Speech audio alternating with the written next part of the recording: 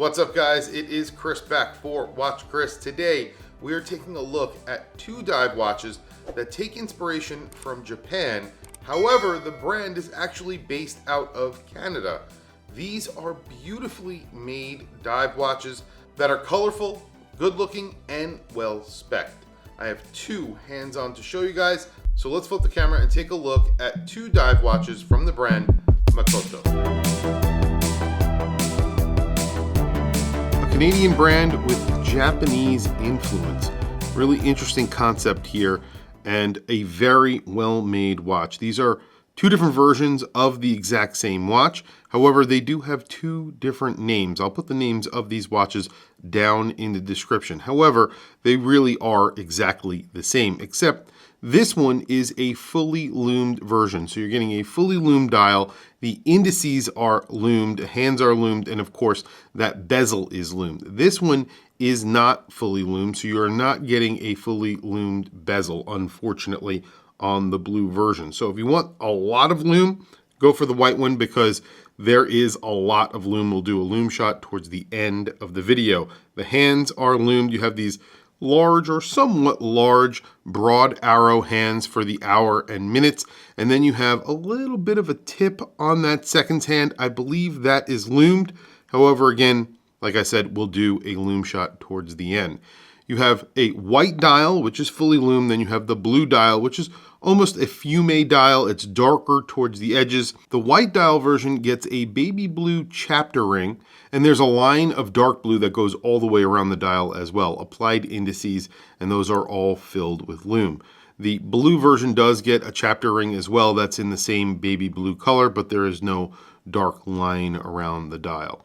You get ceramic bezels. The ceramic bezels and the sapphire crystals and the inner portion of the bezel, everything is really lined up very nicely. So it's like a very smooth look. Everything is glossy too. So you have that glossy bezel, that glossy dial, and then you have high polished or black polished indices and hands. So lots of gloss going on here, but it doesn't really stand out all that much. It's not very loud. And then you have this beautiful 5-link bracelet on here that just flows really nicely. You have screwed links and on-the-fly micro adjust. It's signed with the brand's name right on the clasp. Open this up and you just have a push button version of a on-the-fly micro adjust. Actually a really nice system. So a really beautiful bracelet on here. You have a really nice case that is very reminiscent of a Tudor Black Bay. So it's essentially a Tudor Black Bay homage, but it's not a direct homage at all because everything else makes it look like something else. So it does not look like a Tudor Black Bay homage, and they've kind of put together their own style dial. The indices, you have a mixture of numerals at the 12, 9, 3, and 6, and then you also have indices, and again, those are all applied and filled with loom. So very good. Bezel action is excellent on this watch. Just listen to this.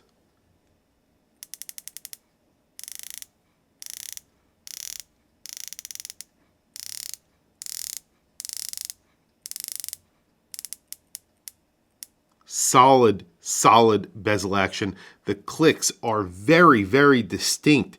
Feel amazing. Everything lines up. It has the perfect amount of tension in the bezel. This could be one of the best bezel actions that I have felt on a watch in a while. This is excellent. So I have to give them kudos to that, of course, because it is pretty amazing. You have a screwed-in crown. The only thing I would say about the crown is that it sits kind of far away from the case itself, and there are no crown guards. So if you ever knock it, you might have an issue because of that. And then you have a solid case back, which they do engrave a little bit with the brand name. I think they do that, obviously, because it is a Tudor homage, and normally this would be sterile, so they decided to put some stuff on the back of the case.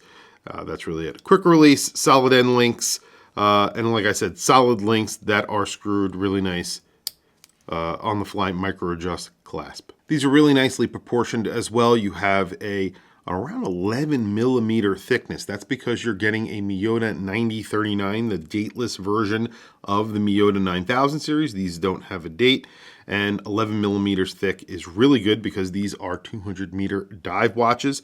Ceramic bezels, as I mentioned before, sapphire crystals, which are slightly domed, and that does add to the thickness, considering it's still only 11 millimeters thick. That is very thin. And then you have around a 49 millimeter lug to lug. That is a true lug to lug because you do get female end links on this bracelet. On my wrist today, I have a vintage style watch. This is a reissue of a Nevada Grenchen. This is the Antarctic, I believe it's the Antarctic GMT is what it was called. I have no idea. I don't remember at all, but just a really cool little GMT. It's around 38 millimeters. I love this watch. I love the strap that it's on. I think it's just really good looking. And there is the Hakusan, that's what this one is called, on my 7.5 inch wrist. This is my favorite out of the two. This is beautiful. You have this creamy white dial, a little bit of an orange accent on the seconds hand and on the dial right at the logo at the 12 o'clock. It says the name of the brand, but there's a little stylized M that is in orange. And then the name of the watch down at the 6 o'clock position.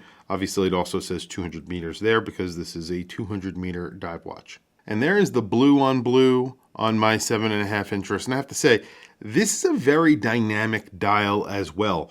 It almost looks like it's a sunburst dial slightly. It's glossy, very beautiful dial on here as well. Both of them are beautiful and very well made. Everything is just nicely finished. It's very thin, very thought out. I think they did a great job designing this watch. Well, there you go. The Loom on the fully Loom dial version is insane. It is really liberally applied with Loom.